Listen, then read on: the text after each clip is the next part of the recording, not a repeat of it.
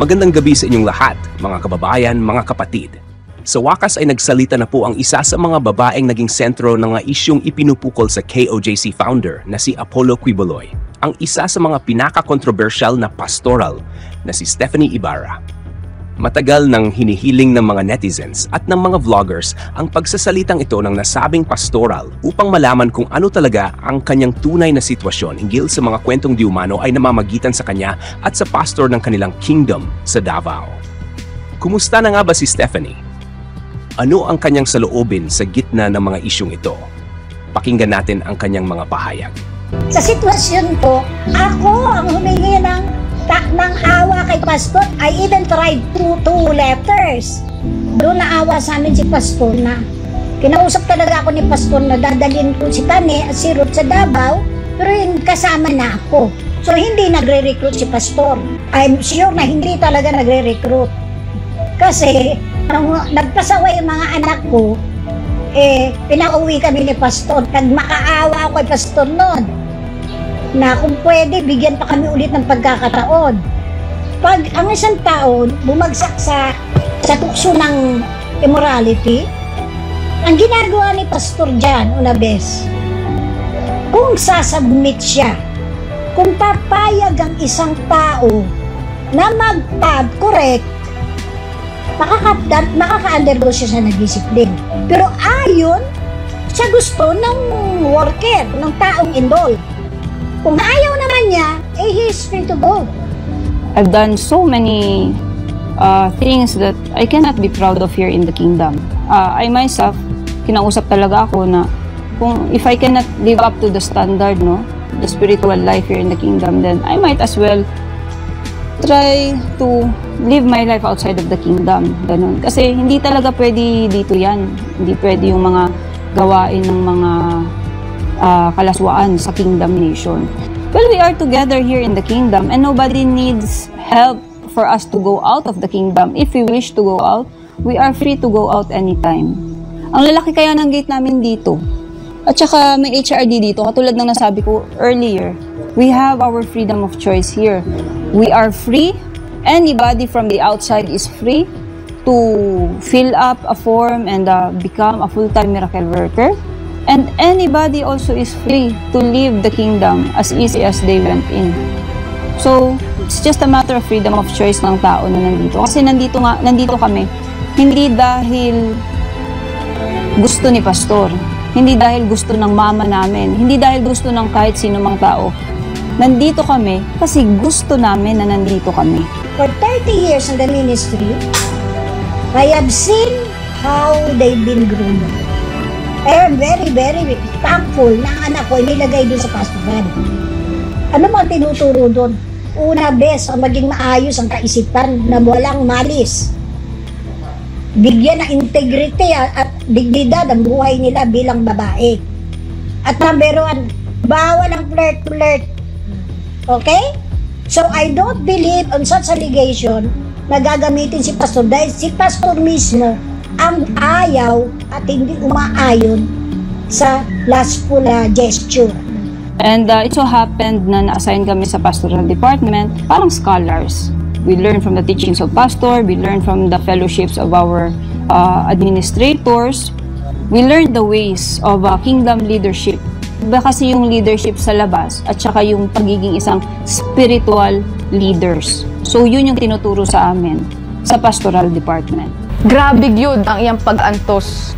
I'm not a good talker, di ko kayo makasultit, but because of him, I can compose songs of worship. Kaya akong giagian, di igid lalim, di basta-basta. But I am grateful because of him na ako dira gatindog sa tubangan, gakanta, gaawit, ga-share og songs of worship sa buo kalibutan. I never hate pastor na ginadisiplina ko niya. Batong manang gawas mo nang ginasulti na giloy-loy kong pastor, it's a really a big lie. No. Gidisiplina ko niya tungod kay gihigugma ko niya. And because of that, nabago akong kinabuhi. Ug nailhan ko sa amahan. And I have a salvation. Sa tinuod ng pastor, it's so painful. Ako na makita na ako ka. naginaing ana. Sa mga wala na kaila sa imo, ha? Because they just believe sa ilang mga nadunggan na mga bakak. Sakit sa ko, ana. Because I know who you are. Because I've been with you since 2 years old. Gikuha nila amahan ako. Gikuha nila akong inahan. You are all I have. Magikuha pa nila sa ako, ah. Ingani kadautan ang kalibutan. It's too painful. But I have to follow what you said. Paligon lang mo. Kung wala lang ka, pastor, nagtudlo sa mugugma. Kaning mga tao naging honest sa imo, ha? We don't know what we will do fast, pastor. Because we can die for you. Tungod kay nga anak ka, kaya ni mong ihala ng imong kinabuhi para sa kaluwasan sa isa. Ing anak ka kamaayo. And now these people, ing ana ilang paghugaw sa imong pangalan. Ni-accuse yung many things na sila man mismo nagabuhat, ana. Ang ako lagi na hunamim ko spiritual. And this is all kanitanan mahuman rapod ni. And one day mag-uban-uban ta. Mauna ako gituuhan. Kabalo ko na dili pasagdan sa amahan ang gingharian. Dili pasagdan ang anak. Ang pangalan ni Stephanie Ibarra ay naging matunog sa social media matapos siyang direktang pangalanan ng dating KOJC member na si Arlene Stone. Ipinahiwatig ni Arlene na si Stephanie ang isa sa mga pinakanakaawang member ng pastoral dahil sa kanya nakatutok ang atensyon ni Quiboloy. Sino nga ba si Stephanie ayon sa paglalarawan ni Arlene? Pakinggan natin siya. At ito naman si Stephanie Ibarra. Lagi ko namang na-features to dito, no? Ito si Stephanie Ibarra ay bata pa to nung doon kay Quiboloy. Actually, si Renita Fernandez, yung isa sa mga nakita ninyo sa Rappler, siya yung nag-convince sa nanay at sa lola nitong ni Stephanie. Si Stephanie, nung time na yun, ay ano pa lang, siguro nasa 5 years old. At kinonvince ni Renita Fernandez, yung lola, na tawag nito, na mag full time itong bata. So kasi yung sitwasyon nila mahirap din. So itong si Stephanie Ibarra, single mom, nasa lola yung nanay niya tsaka yung lola niya magkasama sa isang bahay. Kasi yung nanay ni Stephanie, yung bang tawag nito, nagtatrabaho sa gabi, ganon. So may kapatid iso si Stephanie na si Ruth, babae din, older than her ng 2 years, I think. So si Stephanie, nung time na kinumpins ni Renita Fernandez itong lola nito na ialay daw itong mga bata maging adopted ni Quiboloy. 5 years old si Stephanie and I think 7 years old si Ruth nung time na yon. Yung nanay hirap din sa buhay kaya pumayag.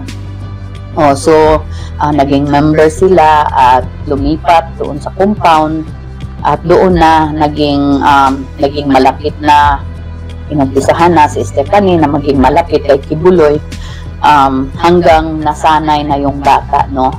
So sa ating stories, no, ito si Stephanie ay minor pa na inumpisahan ni Quiboloy. Kasi doon, kapag bata ka na pumasok doon, hindi ka naman gagalawin ni Quiboloy, hindi ka iaalay unless you have your period, no, pag may menstruation na yung bata. So after the first menstruation, yan na ang sanctification na tinatawag. So saan ba ito ngayon? Ito si Stephanie. Si Stephanie ay isa sa mga paboritong pastoral ni Quiboloy. Ngayon si Stephanie ay siguro mga na si Stephanie ngayon 30 something years old, 32 or 33, pero hanggang 3rd grade lang po ang natapos ni Stephanie. Kasi yan si Quiboloy, ayaw niya na paaralin itong mga ito, lalo na to si Stephanie kasi maganda nga, no? nung ano kasi nung bata to, natural naman na may crush sa school, di ba? Nagagalit yan si Kibuloy. Kaya pinahinto hanggang ano lang, grade 3 ang bata. Ngayon, titingnan mo parang ang galing magsalita pero lahat yun may binabasa. No? Kaya kawawa. Ilang beses na din to si Stephanie na lumayas no sa compound pero laging nahuhuli kasi walang hindi marunong dumiskarte, hindi marunong mag-analyze kung ano yung dapat gawin. Meron bang lalayas na yung dala mo yung mga ilang suitcases na ang lalayas ka tapos mag-tricycle, mahuhuli ka talaga. So ganun ang sitwasyon, hindi siya advanced na mag-isip pa compared sa ibang mga pastoral na may mga utak. Yung mga may utak talaga na pastoral, wala na. Matagal nang lumayas. Pero itong mga medyo kulang ng kunti, nanatili doon. So ganyan po ang sitwasyon doon at ang mga papel ng mga ito. Ito yung sa Stephanie, guys, na sinasabi ko sa inyo na lumaki kay Pacquiao. 3 years old pa to, kinuha namin doon sa sa lola niya at sa nanay niya na former prostitute, no? May kapatid siya na sila. 2 po sila, dinukog ni Pacquiao. Ngayon, tingnan nyo, ito yung nabi ni Pacquiao kapag siya ay lumabas, traitor rin siya. Patay. Pati yung kapatid niyang half brother niya na hindi naman connected sa kingdom, papatay ni Pacquiao. Tingnan mo kung gaano kadikit yung katawan nila. Yan ba ang picture ng pastor tsaka ordinary worker? Ngayon, anong nangyari dito kay Stephanie?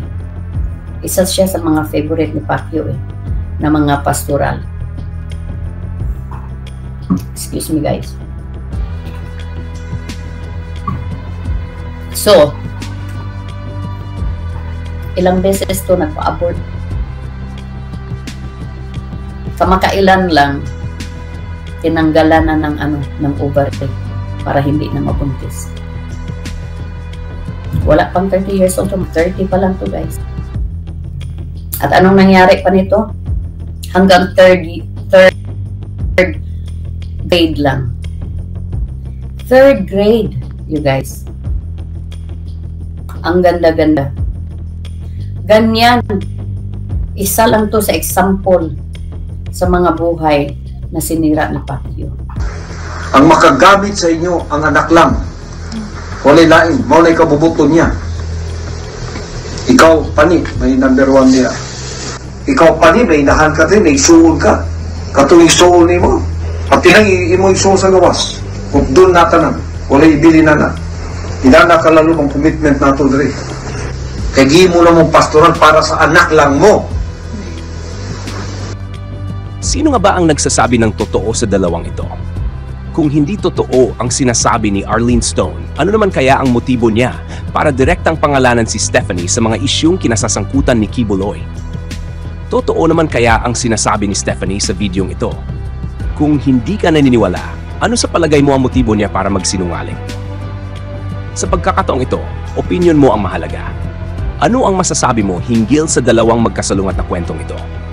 I-comment lang ang iyong obserbasyon.